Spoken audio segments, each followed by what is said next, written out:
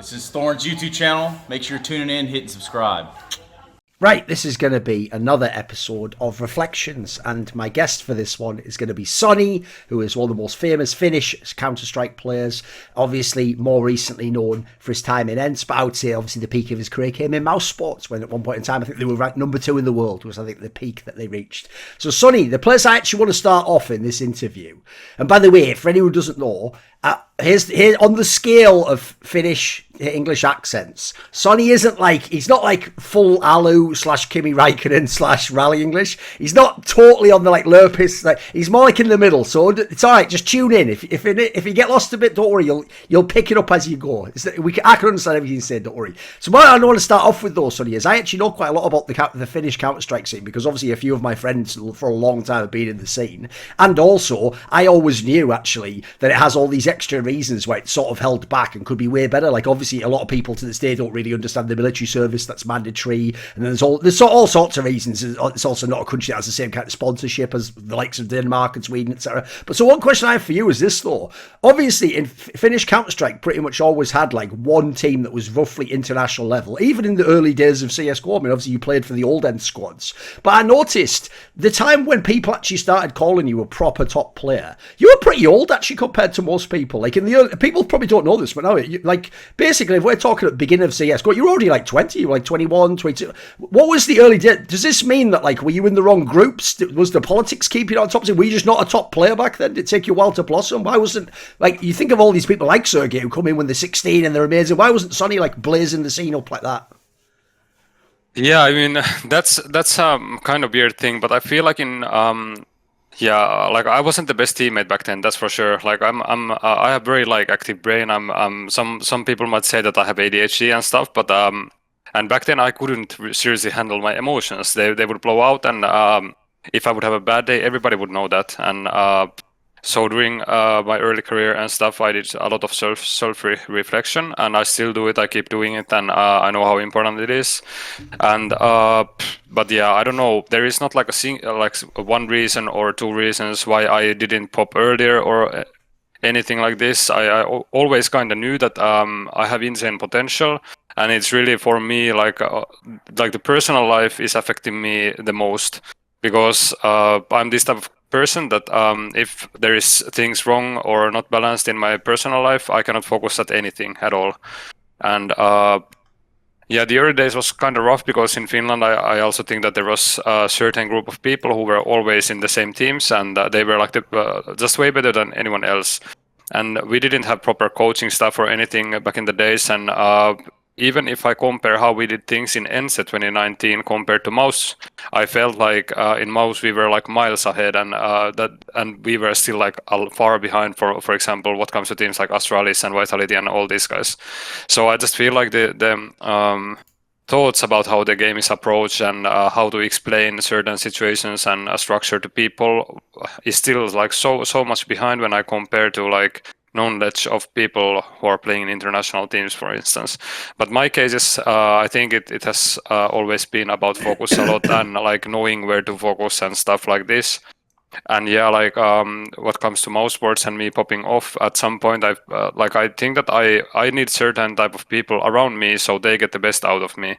And back in the days, I didn't have like enough motivation from myself to push myself on the like next step. Always I needed for some reason I needed like outside factor or personal motivator, or like not a person but like personal motivation, that for example if I'm playing against this guy I really want to show that I'm better. But this is something that obviously later on, and especially now when I'm like almost 28, I'm laughing to myself a bit and thinking like it shouldn't be like this. And I had to do a lot of self-reflection, especially in ENCE and after ENCE, to find the identity as a player and as a person, who I am and what I want to be. And these are the steps like what I've been struggling in the early career, and even in MOUZ, like I didn't have anything balanced. I just played the game. I wanted to be top 20 player. And I remember this weird feeling when we won ESL, won New York. I stop here, and I'm gonna add that I took everything like way too personally. Every little thing what came to the game, I was basically, the game was at this point like the most important thing in my life, and yeah, it still is. But now it's part of part of my life. But yeah, like when we won ESL One New York, I felt like something came out of my chest. I felt like a lot of lighter. And I was a bit of afraid of this feeling because I felt that now I have done all the things that I dreamed about. Obviously, there is no major win and stuff, but on a personal level, I couldn't ever imagine myself lifting a trophy like this in front of so many people and doing these things. So I think that was like a big turning point because I was also very burned out at that moment. So I think that, now obviously it's easier to look back and understand all these details, but I knew at that moment something changed a lot, and I lost a lot of hunger to do anything, and it was probably feeling of many factors, but at that moment that changed me like completely. Sure. So, okay, if we rewind a bit, early on in CSGO, one thing I think is funny, right, is later on when there was all those rumours in 2019, like, oh, suNny might join ENCE. The joke is, it shows you how people often fans just came along a year or two before. Because my joke was, he's been in ENCE 3 times, guys. Like, you guys don't know this because you don't know the history. So, if people don't know, like I talked about in the Naruto interview, ENCE has been around for ages if people don't know. They started early CSGO. It's just the problem is, it wasn't until 2018 the team started to get really good, and then everyone remembers the 2019 team. So, the versions you were in were the ones with people like Naruto. Obviously, allu was always in the teams, but I always say back then, like the team, the level ENCE was at, it's almost like allu was doing ENCE a favour more than like ENCE was doing allu a favour. Like, he could have been in better teams, as you saw. In fact, usually what made ENCE go up and down is if allu had to go and join the international teams again. So when you were in these early teams, like I say, you weren't even necessarily getting, like, people weren't even doing that thing they do on HLTV, like, watch out for this guy, or like, this is the player next year. Like, you weren't even getting that credit. So what were the early years like? Like, it sounds like you were grinding a lot. Like, it sounds like you wanted to make it to the top. Yeah, like the early days when CSGO came out, like I started with 1.6. I gotta explain this first. I played like 2 years, 4K hours a lot, and then when CSGO came out, I understood that this is like my chance because basically the game is changing. There is like if I can carry my good aim and stuff to this game, and then I have a very good shot to like make it to the level where I want to be. But at the same time, yeah, I'm still like I never was the young talent who is popping out of somewhere and someone is like picking me up to better team or whatever. It was like self-made hard work from day one. Combined with obviously my talent, I've been very successful in other things in life as well. But then I took a long break. I don't remember how long it was, but it was like when I played like a couple of months CSGO with Finnish squad with Twista and stuff, and I made relations to like Allu and all these other guys. And I knew that I have to like know them so I can get to a better level in Finland and stuff like this. But then I took a break. I lost motivation. I was working and studying a lot. Back then, but then I went to one assembly, some tournament, and then I was like, holy shit, this is actually what I want to do. And then I started playing again, and then I think 2014, when we were in this assembly summer, where was I think I don't know how to spell his name, Kukli? Kelly. Yeah. This who guy got banned, basically, the French guy got banned. Yeah, this guy. And I popped like, I remember that I did like 1.36 rating or something, and there was some decent players like Kemppi, Asilion, and stuff playing as well. And then I understood that, okay... You did it against Kelly. He was on the other team. I don't think that we got to play against him. We only played best of one in this was just groups. the tournament where he did the famous like cheating clip, you mean? Yeah, something like that. Yeah, but it was anyways like I was the highest rated player after him, and then he got caught by cheating, and then I was like, what the fuck? I actually the same numbers as the guy who was cheating. Okay, I see what you mean. Yeah, so then I was like, okay, I'm gonna try a bit harder now, and then 2015 Rocket we qualified to this Clutch offline major qualifier, and I played very well against Cloud9, against Nothing, and all these guys who I looked up to a lot. And then basically I got picked up in ENCE 2016 first full-time team, and there it started. But I always knew that I have the talent, but I just don't know how to like get it out of me. And I didn't have guys around me or people to talk to, like what should I do and stuff like this. So yeah, that's basically how I felt. And in the early days of CSGO, yeah, it was pretty rough in Finland because we never like I feel like we never even like we didn't know how to get better. We just went to the server and we played. If we won, we won. If we lost, we lost. But we didn't like reflect on how we should approach or what we should do different and stuff. So it was very like individual dependent thing back then. For Well, me, the I don't- part, yeah, go on. The part where you Yeah. started to obviously break out was the key moment was obviously in PENTA. So essentially, you're like allu and like other players in Finnish history, you had to leave the Finnish scene and go and play in the national team. What I want to ask is this though: if you look at the timing of when you were last in ENCE and then when PENTA came along, I notice it's also basically the last period when the ENCE was like a small team when allu was in, and then allu left and he went to FaZe, and obviously he was. What if allu had stayed in ENCE? Would you have stayed in ENCE? Was that a factor at all? Yeah, I think I definitely would have stayed because Allu was obviously a guy who I looked up to a lot, and like he was in NIP. It was a big honor for us to get him in the ENCE team and stuff. But I think that I'm very happy that he left because that gave me this personal motivation to kind of be the second Finnish player who can make it, kinda. And this was what I was thinking, and I think I would have still stayed in ENCE, but they stopped paying us salary and told that basically you can stay, but we cannot afford full time. So then I had to look elsewhere or go back to work. And at that moment, I didn't just want to go back to work. I wanted to play Counter-Strike, and we talked a lot. Like back then, we picked up Alexi B and Arvid, who is now playing in this Jano in ENCE, and then we got like IGL Alexi B. We had a lot of fun, and we actually beat Tailu in some tier 3 tournament or tier 5 tournament in Indonesia back then, and it was super fun. And I wanted to like keep working with him and keep playing with him. He was like this type of IGL what I need to be like happy and play good, and at least back then. And then we had a lot of talks with him that if he would join PENTA with me and we would build there a roster, but then he wanted to stay in Finland and grow with these other guys and then they made Havu with Sergei. So it was very close that we actually started like the international career back then together, but it just didn't go that way back then. That's interesting you had a connection with Alexi B, because on similar lines, I actually want to ask now to establish in the interview before, obviously later we'll come to some of the drama with ENCE and allu. I want to actually ask, were you friends with allu earlier in your career? Were you just teammates? Like, I don't know, were you mates? Because everyone assumed, obviously, again, who don't know the Finnish scene, they all just thought like you're allu's friend, and that's why you have to be forced into the ENCE lineup when everyone like didn't want Alexi B cut or whatever. So were you actually like mates with these guys back then? Were you just teammates? What was the situation in the early days? With Allu, I think we were friends. Like we don't have like mutual friends outside of the game, but we went partying together and we spent some time outside of the game together, and we had a lot of fun in events back then. But I wouldn't call us like super close friends, but we were definitely friends.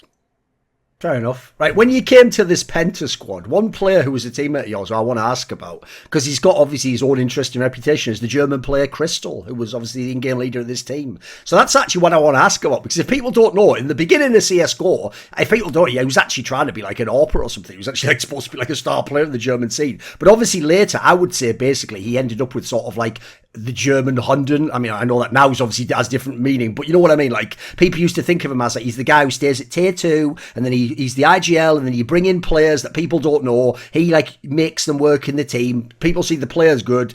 The player goes to a better team, and he's stuck there, and he has to get the next player. That's why I have to say he's a bit like the German Hunden, right? Well, is that like the way that characterization is that accurate? Would you describe it as like that when you played with him? Was he a good in-game leader? Give me some thoughts on this guy, because I don't know him. I only know the stories, you know.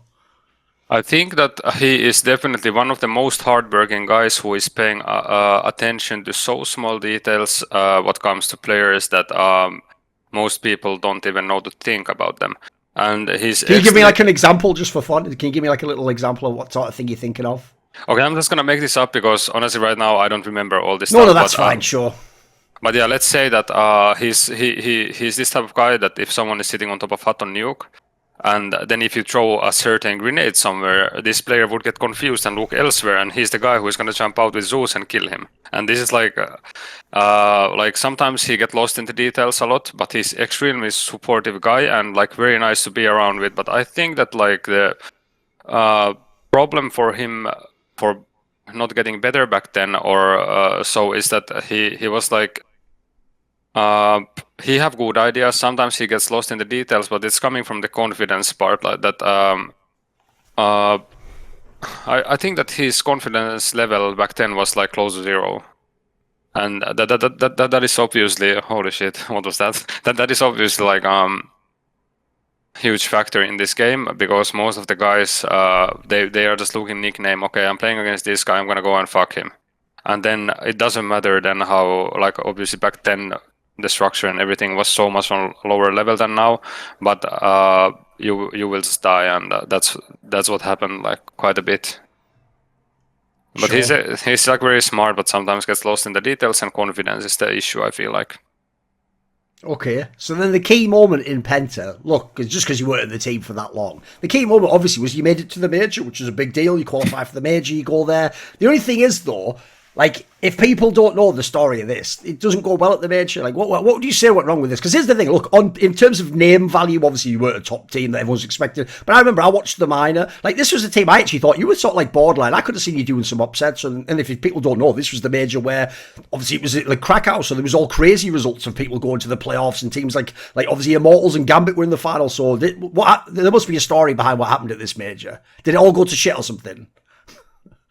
Wait, sorry, I didn't understand the question. Sorry. It feels like there must be a story behind what happened to Penta at this major. Like, did things go to shit? Was there some problems or something? Yeah. I mean, it was like, it felt. I mean, it still feels a bit of a surreal how like everything happened, because it happened very quickly. But I think that we actually get the best out of, or even more than best out of what we had, because basically we built this roster from tier 3 players, including me, who are like leftovers from each scene.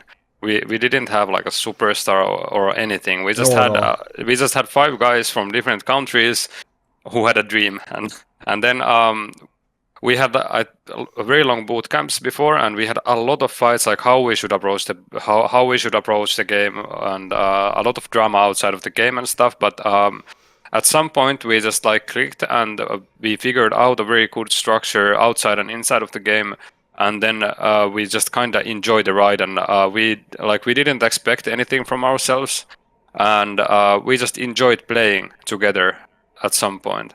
And obviously there was some lows and stuff in the mood at some times, but when we went to LAN environment, and we had like quite good like playbook what comes to tactics and stuff, and a very like different one than most of teams, and we would get on their face and do certain type of things, and it was our luck that most of the games were best of ones, and then you just win pistols and reset opponent once, and suddenly people are starting to feel a bit afraid when these random kids are coming and getting on their face. But yeah, I think that we just went literally game by game, enjoying what we are doing, having fun outside of the game, and then it happened. There was nothing special. Everything was just meant to be at that moment, I feel like.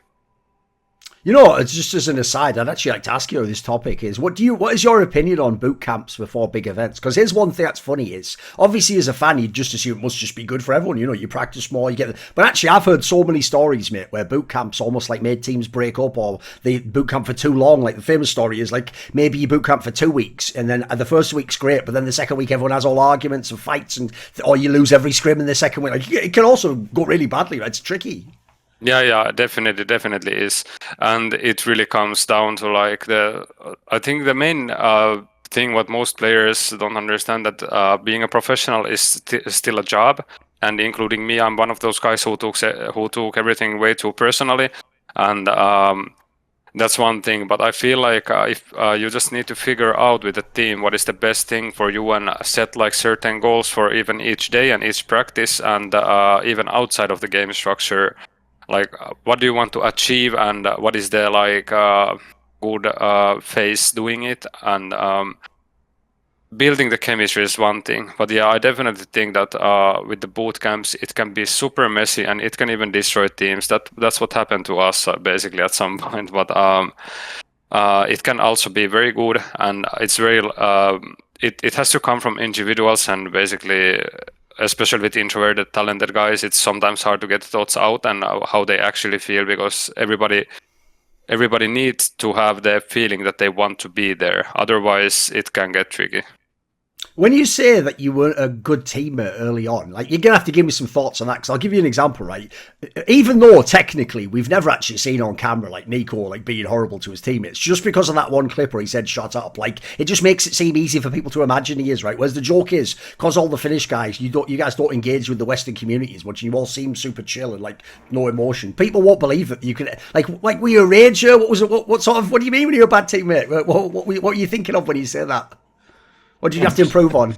Yeah, I mean, like the thing with me is that I can be the nicest guy, but I can also be a big moody bitch, and I can make sure that people don't feel good around me. I don't want to do that, and I really need to have like people that I can talk to in the team to share thoughts, and I need to be heard. Because most of the times when I get thoughts, they are right, and this doesn't mean that other people are wrong. But I need to be heard so I can move on, and this is how I am. And it is not a bad thing; it's a good thing. But back in the days, I just didn't have the let's say common sense or human eye when to say stuff. For example, if I have a problem, I would like to solve it instantly. I would like to talk about it as long as the thing is done, but some other guy might like to talk about it tomorrow and sleep over it and stuff. So I've never been the guy who is like telling someone that holy shit you're so fucking bad, for example. But I would be the guy who is like saying this was so bad call and say it in a very toxic tone or whatever, and then it can affect people a lot. When you came after this team to join mousesports, and obviously now this is the mousesports team that people remember was really good the next year and accomplished all these things and won trophies and stuff. The funny thing is that fans who are looking backwards on this story are all going to think you must have known this team was great, but they're not going to realise this team was the one that made those players famous. And the joke is, but this was the team that made people think Oskar and suNny and Rops are all really good. When you actually joined the team, what were your expectations? Like most of these players, like it's sort of like just a higher level version of PENTA, right? It's all players that are sort of like don't either like come from a country without their own scene, or they've stuck at that level. Like no one could know this team's going to number 2 in the world, right? Yeah, exactly. I mean, it's crazy, but like I've had some on a personal level connection with certain players who I've shared moments in outside of the game or playing with, and Oskar is definitely one of them. We played like EPL relegation with him when he was benched on MOUZ, and he played as a stand-in with us in PENTA. And then I felt like that we have a very like mutual understanding of certain situations in the game, and this like built trust with each other, especially because we were and still are both very introverted guys. But we found like some weird trust when we played together, and then we just had some chit chats on Steam. Sometimes that it would be actually nice to play together at some point, but it was never the plan that I'm gonna go to PENTA and then to MOUZ. And it was quite obvious decision back then, because I was just thinking that okay, we have like next major spot with PENTA, but MOUZ they have EPL, ECS, and these other leagues that I can actually challenge myself more and get to play on a better level. But it still felt quite bad because we built like very good chemistry in PENTA. But the expectations were kind of weird, because I knew that at that moment when I'm gonna hop into like a bigger ship, I don't have any control or like I don't have the trust before I prove myself, and I cannot affect like the gaming stuff what comes to this. So I was a bit of afraid that MOUZ actually know what they're getting, because at the beginning I was put in like pure entry role that I'm just running and doing stuff, and this was definitely the opposite what I played in PENTA. I was like the main lurk guy. And so yeah, that was my only doubt that how it's gonna work out, because Rops was playing like my roles, and I had to basically fill someone else's shoes instead of like building the game as we did in PENTA together around me and other people. But yeah, I think that was the thing. But and then we only had like 4 or 5 days of practice before 3 tournaments. This DreamHack Masters where we bomb out in groups instantly, and then we somehow win this ESG Tour Mykonos, and then we would lose to Kogu on ELEAGUE, and it was quite like fun that we with 5 days of practice could beat like Gambit and all these teams in Greece in this ESG tournament. So when those 3 tournaments happened, it was very nice because we basically started team with having the lowest lows as we can, but also the highest highs. And when you win something as a second tournament, it doesn't matter what's going to happen next because you have the confidence. You just understand that this is what we can do, and we just need to work and find our way to that. And after those tournaments, I think we switched my roles a bit more to being a bit more passive guy, like a kind of lurker, but at the same time taking map control. So and we basically switched roles completely with Chris J on T side, that he's going to be more of the guy who is going to sacrifice for the team. And I'm going to be the guy who is going to make decision and buy space for Oskar and Robs. And that was like the initial game plan. And when we figured that out, I'm very glad that Sergey, our coach back then, trusted me and gave me this chance, because I feel like the story would have been completely different if we didn't make this role, and I wouldn't be the player that I became to be in that team if we didn't do that. Yes, when he says Sergey, he means LMBT. If people know, the yeah. Ukrainian coach was obviously with this team for a long time. Right. One thing I want to know is this. I want to talk a little bit about some of those teammates, and obviously one I want to talk about is Oskar. That's why I brought him up, because one thing that shocked me actually, suNny, when I was doing a bit of research is I saw in the past you actually said it was Oskar who maybe got you into this team, because like you said you had a connection with him. Now the reason I bring this up is this, right? I'm just going to say this from my perspective as an outsider. I don't know many of you MOUZ guys that well. I know like STYKO and Rops a little bit, and I know maybe Chris J, but I don't know like you and I actually haven't talked to Oskar very much. One thing I do think is a bit dirty is this, suNny, is I know that technically Nico's the one that started the whole rumour about Oskar, because it was when Oskar joined mousesports in 2016, Nico's the one who just told someone basically, oh, he's a bit weird or whatever, like, oh. And then famously that story that Richard sold on By the Numbers of like, he has all those birds that come when he's streaming, which does make him look like a Disney princess or something. But so the point is, he is a weird guy, but the problem I have is this, mate, is people took that and it became like a whole narrative. You've probably seen it on Reddit, like people just assume like, oh, well, that's the reason he can never be in a top team, or like, well, of course you'd have to replace him, he's just like a weird guy. And I think when they hear weird, they think like, you know, like he's an arsehole, or he's like a really like saying all inappropriate things, whereas as far as I can tell, he seems like he's not a malicious guy at all, as far as I can tell. He's only weird in the sense that he's way older than everyone. He's had a very different career because he spent all those years grinding in fucking like Czech Republic or something. And then on top of that, here's the part I think's the dirtiest. When everyone says, oh, but he doesn't want to go to all the events.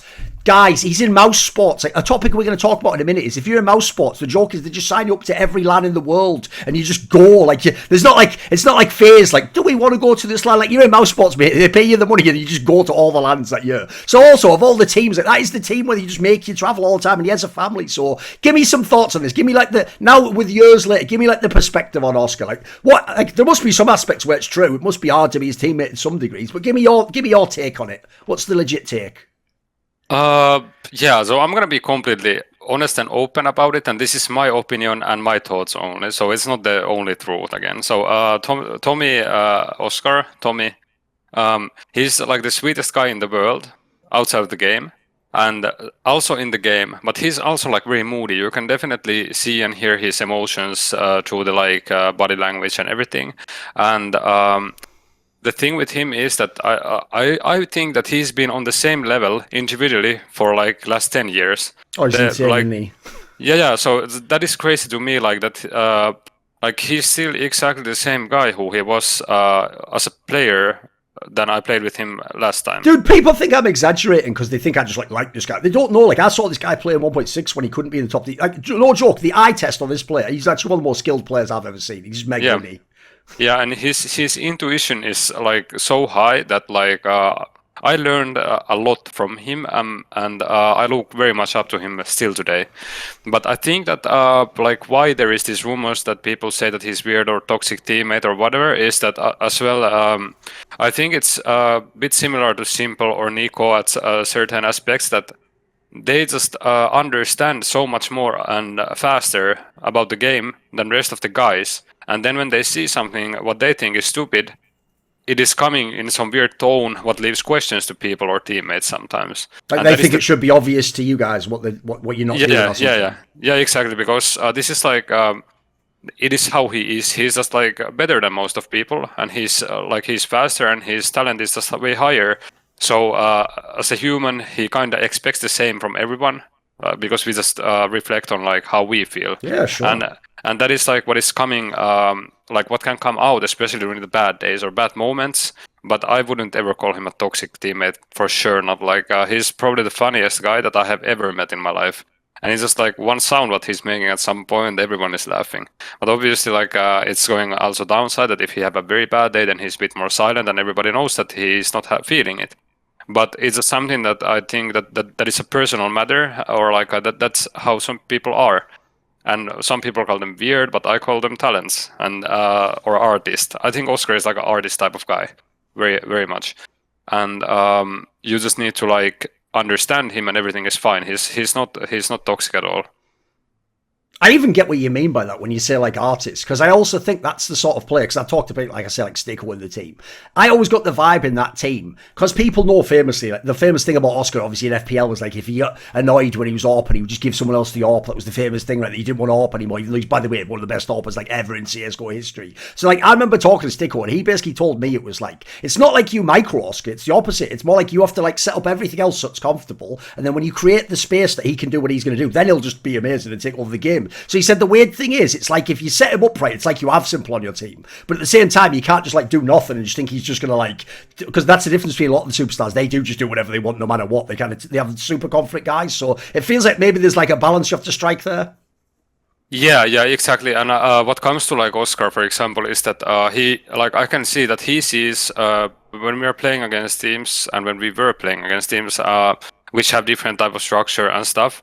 He sees the like structure in his head in some sort of a puzzle, and he knows how to operate in it.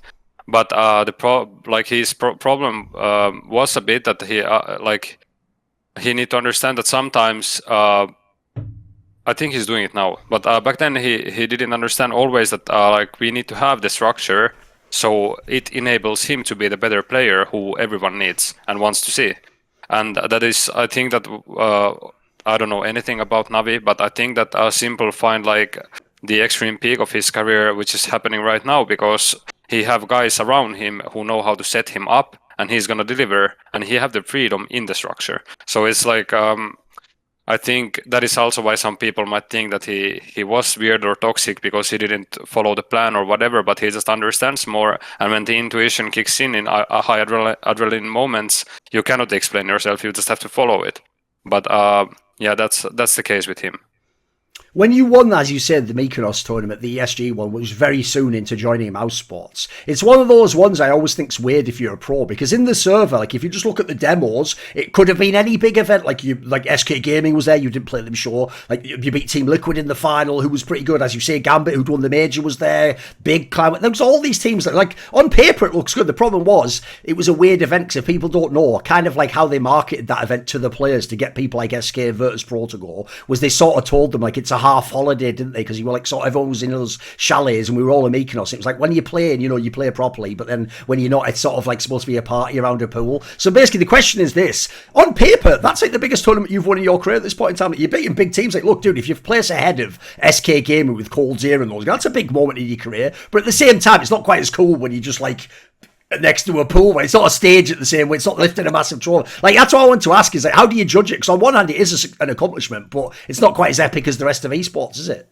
Yeah, I agree with everything you there, like everything what you said. I don't have anything to add there, but I just want to tell that it's a bit of a weird, like, to start semi-final when like 5 minutes before you see Lob and Miikka carrying ropes like this next to pool. Oh yes, how I'm like supposed to be mentally prepared in some fighting mode to beat some of the best teams in the world. But yeah, like I'm still very happy that it happened, because I feel like that atmosphere and everything gave us relaxation to kind of just play the game and be able to make those comebacks, because I think that event was one of the biggest factors why we became so good, because we built the confidence there and we did some insane comebacks. We would lose like train cities at 3-12 a couple of times or something like this, and then come back on T side and win. So yeah, I think that I wouldn't personally like to play in that kind of tournaments anymore. It would definitely feel much more like a vacation, but it was very nice change. But it didn't definitely feel like you're in some serious tournament. Because I almost feel like the rise of mouse sports, like you actually got a little bit underrated in this era, because obviously then before the end of the year you had that amazing ECS Finals, but here's the problem again, dude. It's another like holiday vacation thing where like everyone's in Mexico now, in like Cancun, like, hey, and the problem is, dude, no one remembers that final, because it was before the Boston Major, no one remembers it. But basically, I'll tell people the story. Like, this was a tournament, by the way, that had like a whole bunch of top teams out, and mouse sports not only finished second, but this is probably one of the closest games FaZe ever won in their whole fucking careers, mate. Like, you could have won every map in this series. Like, this must have been you must have thought you should have won this game. Yeah, man, for sure. Like, yeah, I think, but the thing with me is that I know that some things always happen on the other side as well. So I'm sad that we couldn't win it, but we had the chances. We were not ready to do that yet. Okay, because I always thought this angle, the way you know people don't remember it, is when you came to the major afterwards and you played against the same FaZe clan, and obviously you had that epic nuke game. I always thought that must have been in the back of your heads, like, we've just lost all these fucking close games. Then they won that bullshit one with that like Nico win when he comes through the Molotov. Like, that must have felt like a fucking like a replay of the last final. Yeah, but the thing, I'm not sure how everyone else felt back then, but like when we looked at replay and stuff, there was the chances for us that if we would play it again, even now with 0 hours, probably the players would just make the right decision instead of like choosing the worst one. And I think in that final, in the Mirage game, I felt that everyone else is so off than me, like. Or not, they were definitely not playing on their peak level, like Robs and Oskar. They were a bit silent there and like not definitely playing at their best. And then obviously I had one of the best maps of my career, so that helped us. But yeah, it's hard to remember all the details, but I think in the major, at least for myself, I didn't have anything at the back of my head. I just, at that moment, I had hit some weird Zen mode at that. I'm just playing the game. I don't think about anything else. I'm in the game and I'm doing what I'm doing. But was this your player peak, do you think, individually, this era? I think it's still I think it's still coming at some point. It feels weird. It feels weird because like I think that is the most enjoyable moments when I was what I ever had in the game, and I think that enabled me to play so good. And like now, if I start watching my highlights, for example, I don't even think that I look so crispy or whatever. I'm just feeling it and hitting the right spots at the right time, and yeah, you could call it peak probably, but I don't feel that I was any better back then than I am now or whatever. I just think that I enjoyed the game and I had focus only in the game at that moment.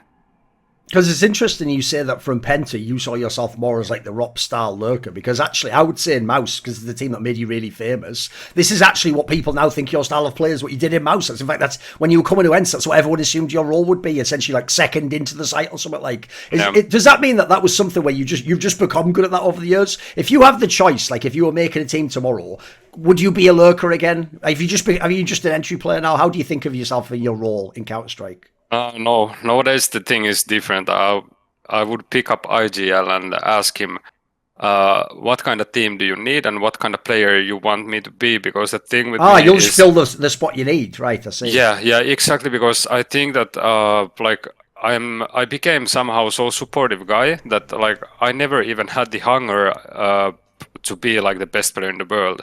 But I enjoy the moments together in this game, and like.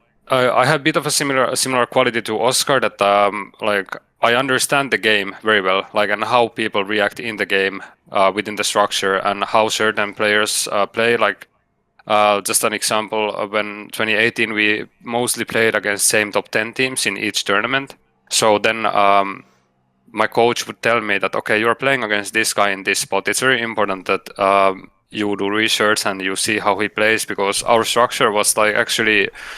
It was very free, and some people think that we just played FPL, but we actually had a structure. But it was just completely different to enable certain qualities in me, Oskar and Robs. But like I took it very personally, so I studied all of Mazer. I studied Nico a lot. I studied Coldzera and Fer a lot. And my job basically was to destroy confidence and and not to. My job was to not enable opponents' key factor to pop off, kinda. That's how I took it. and then every time when, for example, there was some chaotic round happening and I would kill Fer when he was doing some insane lurk or whatever, I would take it as a personal big win and build my confidence even more. So I was like my role or identity as a player is not like one certain role or whatever. It's really like what the team needs, and I can do it better than anyone, but someone need to tell me what to do, because I'm also same as kRYSTAL. I get lost in the details, and if I don't trust my team, I can't do anything. Like, then I'm the worst bot that you can have. I'm thinking about weird stuff and people will come and kill me. Since you mentioned lmbt, give me some thoughts on him then, because I actually think if you look at his career, he's never really gotten like a lot of fame as a coach, but if you look at the teams he's on, he must be pretty underrated. Like, pretty much every team he's on is good.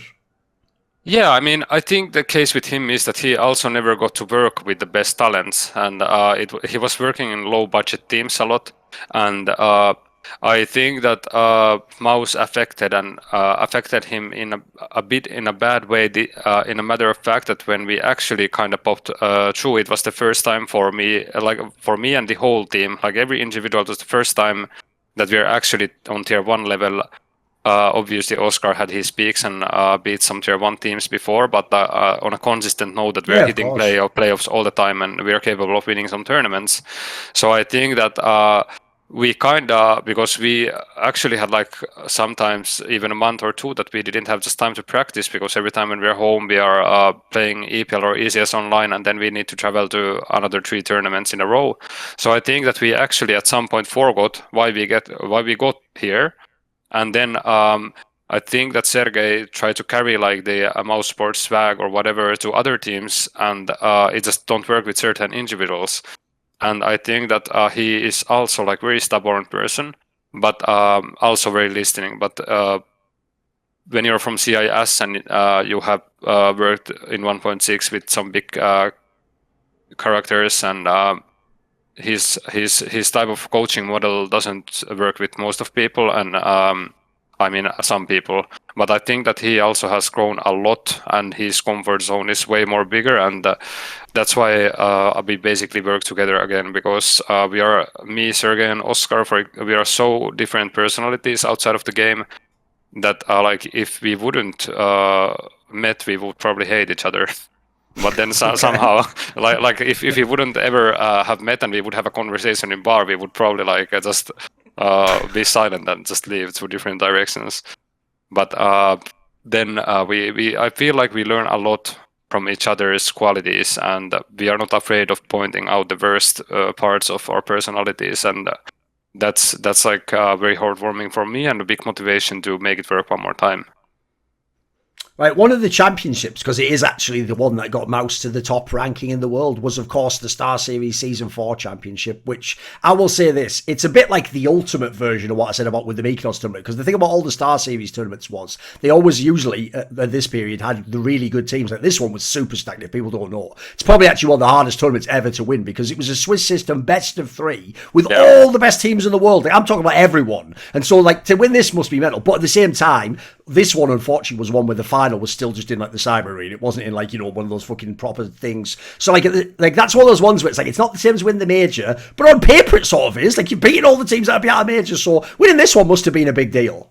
Yeah, that was the most important tournament win of my career, and the most like thing that if I'm ever dreaming about something, I'm dreaming about that, because if I could have changed one thing, was that we would have met FaZe in semis or something. I don't remember who they lost to, but they were like the last. They lost to Navi. Yeah. They were the last team that we kind of didn't beat. Yeah, we had some like very big problems against SK back then, and also Cloud9. They were like, I felt like the Cloud9 roster back then was very explosive, and they were like doing our stuff but better. So when we beat them as well, I think that the whole team's confidence got much better. And when I like personally, when I look back, you could always say that okay, we won these and these teams in best of ones, but then when you do it on best of 3 and play so many maps in a row on LAN, it felt amazing. And obviously, I'm sad that I didn't get the MVP because I still have none.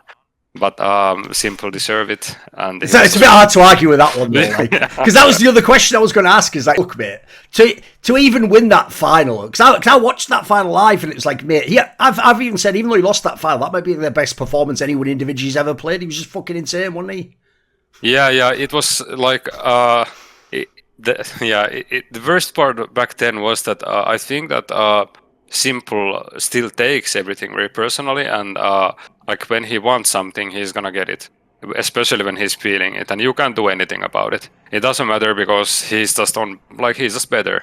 And the hard part was there that we felt that we are a better team, but when Simple started to be in the right spot every time, doing like a multi-kill or hit some insane shot, you start to question everything, because like you just become like afraid of him basically, and then you have it in your head that maybe he's here or maybe he's there, and then you don't focus on the normal stuff what you usually do, and then something happens. But I think it was our luck that Zeus also had like very bad games, so there was at least some balance. Exactly. Yeah. Yeah. That's like the old joke, like, you know, God gives, God takes away. It's like he evened out there for that one, made it fair. So okay, here's a question I have: is I alluded to it earlier, but one of the only things that's a downside of when a team like this gets to the top, because it's happened obviously with the recent ENCE squad with the international team, is when in the rankings the team goes to like top 2, top 3, to a fan they're like, right, perfect, you're like the third best team in the world, like there's no reason any of you should leave the team. So it's like, bro, there's the business world as well. Like mousesports isn't FaZe Clan, like they're not all getting 30k a month. Like remember, this is a team that when they formed like 6 months earlier, like just making top 8 in a major would be cool. So that's the one thing I've always thought's a bit rough in Counter-Strike, is sometimes you can obviously be on the team that like actually you're way overperforming what like the business angle would say. So I heard back in the day in this era, I've heard, listen, from the years later, they definitely stepped up the level, and people like Rops, I know, definitely were getting paid by the end in the last few years, got proper salaries and stuff. I've heard in this era though, you guys used to make seriously like a fourth or like a third of what those big teams made. Is this accurate?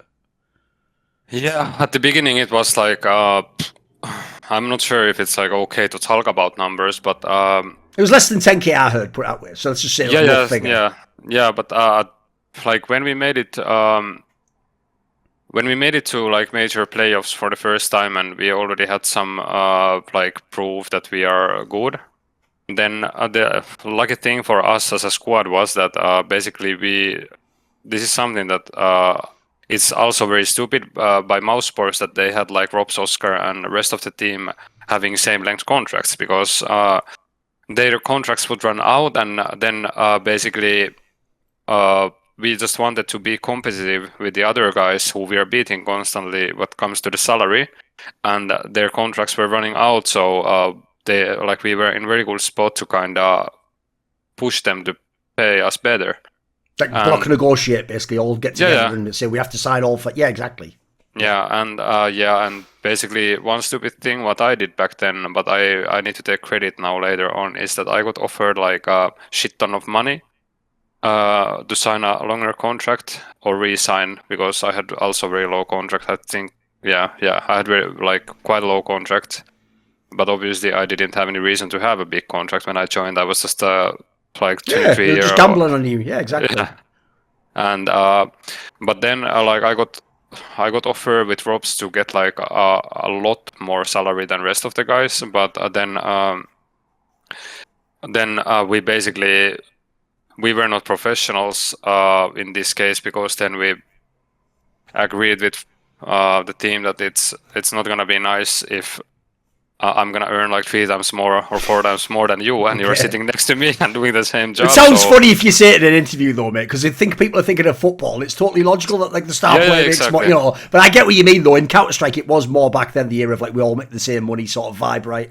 Yeah, exactly. And I'm happy that it's not that anymore, because it's just a fact that if you're simple or even close to simple or whatever, and your social media and everything, your value to the organization is much higher than someone else. So yeah, and you can definitely say that back then, from organization perspective, Rob, Oscar, and suNny are more valuable than kRYSTAL and STYKO. What comes to and it's just not natural. And even though we're doing same amount of work, but yeah, I wasn't professional in that way. So basically, I went down quite a bit with my salary, so everyone can get the same. And I did it because I just knew that it's just better for the environment, and it's not going to be nice for me to like do high five as I did a week ago, knowing the fact that these guys are making so much less. Right, obviously, at some point in time, like an anchor point that we're going to get to was obviously the FACEIT major, which isn't a good part of the story. But just before that, there was the period where the team was still a top team, but it's like you just got hit, you just kept hitting the semi-finals every time, and it's like you play a good game, you play the team that wins the tournament, but you weren't winning the tournaments anymore, right? Even though, as I just said, if we keep the expectations relative, being where you are, like even being in semi-finals, but there was a great performance for this team and where it was coming from. But the problem is, if you've won tournaments, and especially if you've been that close to beating people, or as you say, eventually you've beaten most of the top teams, you sort of feel like we should win now, right? This should be the time we stack trophies, we're winning a bunch of them. So even though to maybe a fan they would think it's cool to come to semi-finals, I'm sure it caused some issues in the team, right? That you weren't getting the finals anymore, you weren't winning. I'm sure it was causing some problems. Yeah, exactly, and I think that we kind of destroyed ourselves in that team. Like we were the reason why we couldn't perform better, and it's pretty obvious now when you think about it. Like we are kids who are enjoying the time playing tournaments. We're kids who are getting a lot of money. We're kids who do what we love and we win. But then when the feeling of winning stops, you want more, but then you don't know how to get there, and this is the problem because we played a bit of too much tournaments and officials, and we didn't practice, as I mentioned before. There was there was some months that we didn't practice at all, or it would be like one day, and then we would even in tournaments, Sergey would watch demos at night and come with a game plan with Chris J, and we could even switch like strats on fly that we never run before. And then when you have different opinions in the team and whatever, these are bringing problems, because then when you stop losing, if you don't have a way that everyone believes that what we should do, then people start to suggest, and then these wrong thoughts are coming to your head. And these are like very big lessons for life, what we experienced there. Because it's just natural that before we became good, we practiced like a lot. Like we had 2 to 3 months after this ELEAGUE where we lost in groups after ESG. We practiced like super hard, and we were super hungry in each single practice to get better. And then we start the year with like a long boot camp in mousesports office, and we do like extra long days, 10 to 12 hours, and we practice, and we get routine. But then slowly, if you don't shape the routine or create new one, it's just slowly fading away, and your individual performance is as well going a bit down. And then it's just natural process that if you don't play, you get worse, and this is what happened to us. But we just kept playing more tournaments instead of having like a proper break and practice.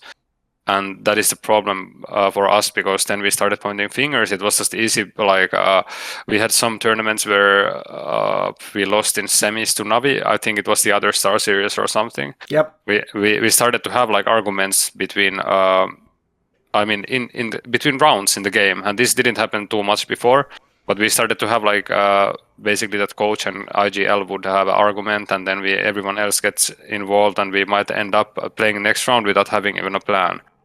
And then, like as a naive individual who don't know the reason why these things are happening or whatever, you start pointing out fingers. What are the problems? And I think that what we should have done now is that we have a break. We basically chill a bit outside of the game, come back, start practicing, go to next tournament, and enjoy the game again. But what we did, we kick STYKO, and we bring a Snax in, who is like the completely opposite type of player in these positions where STYKO played. And we were so like used to having this supportive guy there who is always like jumping angle to Oskar, who is always throwing a flash or dropping AK to me or whatever. But then when you have another like star player, it got very tricky, because we still didn't have practice with him. We had only like less than a week when he joined, and the expectation was, okay, we were in semis, we bring good player, we need to win next. So it was just completely naive and stupid, to be honest, and it was sad that we didn't realize it. By the way, when you made this team, because I've heard you comment on this in the past, that's one of the things you said is that you basically, if you could go back in time, you use Snax in totally the wrong role. I mean, if people think historically, Snax probably one of the most famous fucking lurkers of all time, and obviously Virtus Pro, so like the joke is, if anything, he should have been doing like Robs's spots or something, whereas instead, you put him instead of STYKO, who at this point in his career was like a hard support, almost like Dota, where you get no resources and you just do everything for the team, right? So like there was obviously a mismatch there, right? By the way, what I want to ask is not only with how the team set up, but how did Snax take it? Like, was he fine doing these roles? Did he just accept it? What was the dynamic there? Yeah, so basically, we had this talk like about the roles and stuff, and then it was natural to put me to be like the new STYKO and put Snax to be in the star spots. But Rob's role would never change. This guy is just so special that it doesn't matter who is playing with. He just need to play. You need to let him do his stuff. And but then when the problem also was that we were so burnt out that we expect everything to be perfect fast, and we had so less time that we decided that it's easier for us if we don't change anything, and that Snax would just fill the spots for now, and then we would fix everything when we have time. But then when there was no result and the communication level got way more worse without having Martin with proper English and having a rusty Snax coming after like the last days of VP.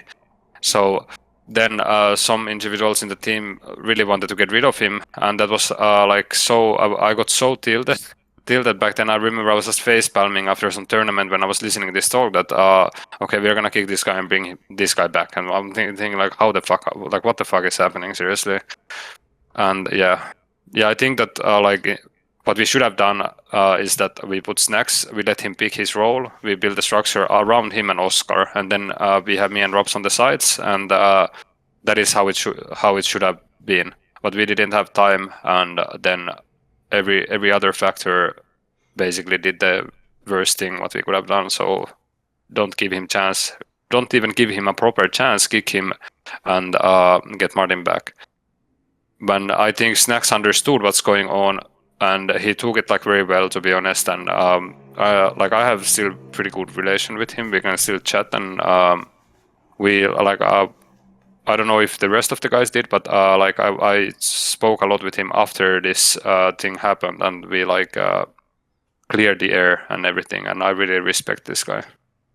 But it was obviously you, famously, in the HLTV interview, who said the line that defined this whole era of when Snax was in and then STYKO wasn't, because you famously said in an interview that one thing that you noticed once STYKO left the team was that he was adding to the communication, basically, of how the team worked. Now, I will say, I think people took that too extreme. They took that like, they made it sound like Snax just sat silently. Whereas I took it more like this. Like, in teams, one thing, first of all, as usual, is that there's a famous saying in English, you don't know what you've got until it's gone. Like, it's only when someone leaves that you notice what they were bringing sometimes. And then in this particular case, I actually saw it as more of a subtle point. It's not like STYKO was like the fucking IGL. It's more like in conversations, like I do this myself because it's obviously my job as a talk show host, interviewer. You have to be able to notice when like someone says something and the other guy's like, yeah, okay, but you can tell he doesn't quite understand, like, oh, you've missed like part of it. Like, what he means is do it like this. Like it was something like this along the lines, because I get the vibe, obviously, the angle people are forgetting in mousesports is everyone's speaking in their second language. People aren't native English speakers. You're all doing it second language. So famously, I know from teams like FaZe, when you're in those teams, it's tricky, and obviously like the timing of how long it takes people to say something, or if sometimes people just, they understand but they don't say something. I'm sure the comms were tricky in this team. So can you give us some thoughts on that topic? What was the topic again? Basically the idea of like, what did STYKO add to the comms, or what were the issues of having comms in like an international team in this sense? Okay. It seems like that is a big deal, because obviously people know on paper sometimes these teams look great but they're not very good in the server. Yeah, exactly. So, so what people tend to forget or don't even understand at first place is that CS is like probably, at least from my experience, from comparing to traditional sports, the most social game, because you're talking with your teammates 8 hours a day, and the communication is like literally key to success. You don't see your teammate's screen, you don't see what's happening, you don't hear what he's hearing. So everything has to come with communication, and it's just natural for human that if you're feeling good and confident, you're playing better and you're enjoying your time. But then if tone, for example, of some guy is always a negative one and people react it, then with slowly you start building like negative feelings. So communication is the thing that everybody should work on all the time outside of the game as well, because we don't know what's happening in other people's heads, right? So we just need to the communication is the key to success. And Martin, the thing is that he's like very calm, very clear with his communication, and I think that like his presence in that team was like something that we didn't even understand how important it is for rest of us, because he's like stable, calm guy, and we have like me who is moody, we have Oscar who is moody. So if you're like 2 out of the 3 core players are kind of like emotional guys, then it's very important that the rest of the team is stable. And then we had Chris who would just explode sometimes. So Martin's presence was like the numbers were like 50% of it, but the rest of it was like he was bringing the team to a stable point, and it is like exactly what you said. By the way, one thing I didn't ask about earlier, so just in the timeline, it was going to be a bit off here, but I should ask this because I actually also found this when I did my research. I found that there was a cool story you actually told HLTV where basically, you just said it like this. You said it was 50-50 as to whether you made a team for PENTA, so you obviously did do that, or instead if you went and made a Dignitas team that would have been you, Jacob, Fox and Rubino, which is like, what? Like that sounds like that's a pretty interesting team. By the way, the joke is that you could almost make that team now, but like that, you really do think like what would happen? What would history be like if you went and made that team instead? Because it said here, like, it's one of those ones you think back on sometimes, right? Like, what if I did?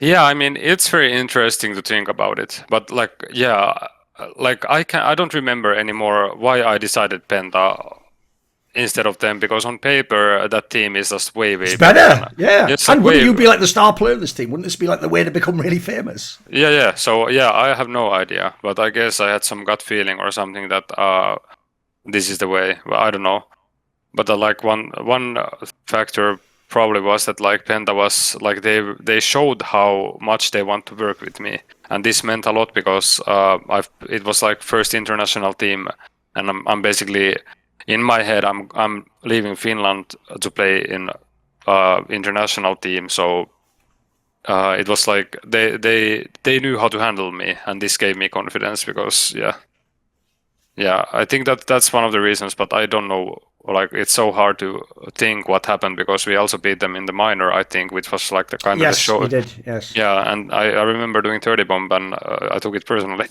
Back then everything was so personal. I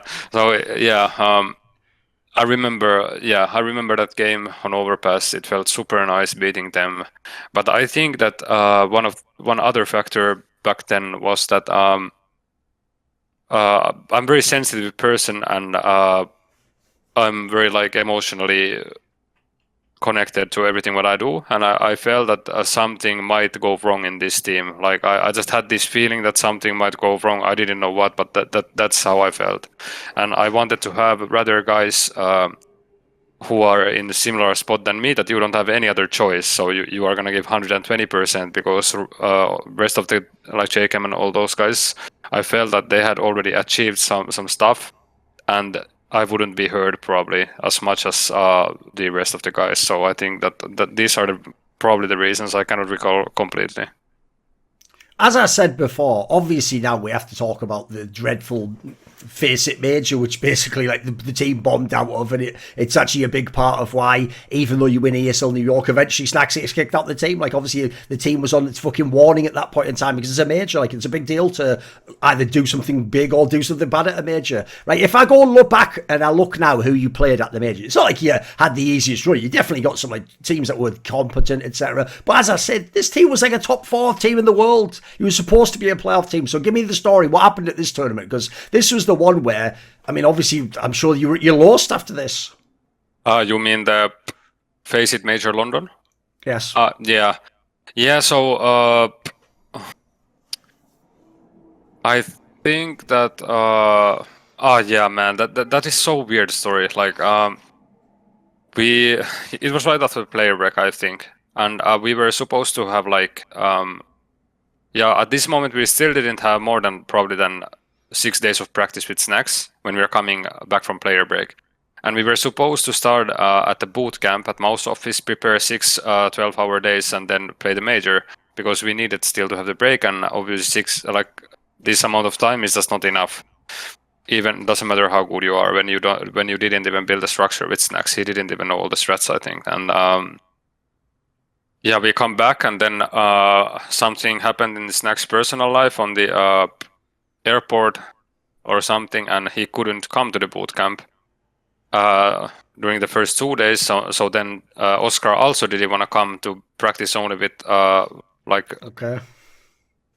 With just 4 people, yeah, sure. Yeah, with 4 people, and so then we ended up like being there only Chris, me, and Robs, and we were wondering, like, we were so tilted because we didn't have enough like day off still coming to this season, and we couldn't start properly, and we wanted to bootcamp, but we couldn't. So we went to this major. If I remember correctly, I don't remember how many days exactly, but then we had on like 3 or 4 days bootcamp, and we couldn't still like fix anything properly for this major. So we go there with like very limited amount of time, and then 3 best of 1 games, and we had high pressure from ourselves and also from mousesports that you need to do something now, and we just brought this guy for us a shit ton of money, and we've done nothing so far. So there was like a lot of pressure, and then very bad mood because we didn't have the boot camp, and we had in our heads that we need to play good, otherwise we are done, or something like this. At least I had, and then on a personal level, I also don't know what happened, but I started like running a lot on 2018. So in this tournament, I couldn't feel my right leg, like I couldn't hold my shoe even up. It was hurting so much. So as in you injured yourself, like you did too much or something? Yeah, I exercised too much. I was running like 10 kilometers almost daily, and then at this tournament, like my legs just said GG, and I couldn't like move my toes and whatever. So I was like limping all over the place and thinking like, okay, I'm mentally destroyed and I'm also physically destroyed now. So it was so weird that I could still play decent, to be honest.